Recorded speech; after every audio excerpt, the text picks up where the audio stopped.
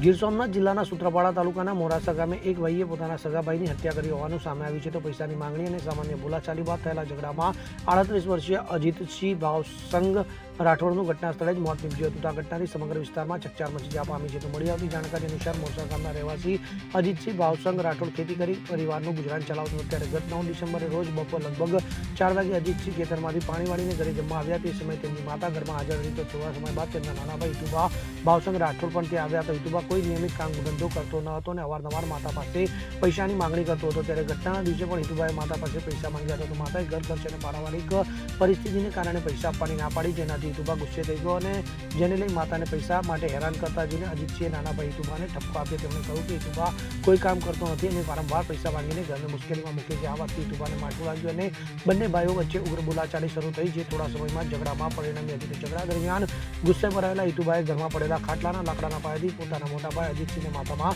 જોરદાર ફટકો માર્યો હતો. તો માથાના ભાગે ગંભીર ઈજા થતા અજીતસિંહ લોહી લુહાણ હાલતમાં જમીન પર ઢળી પડ્યા હતા.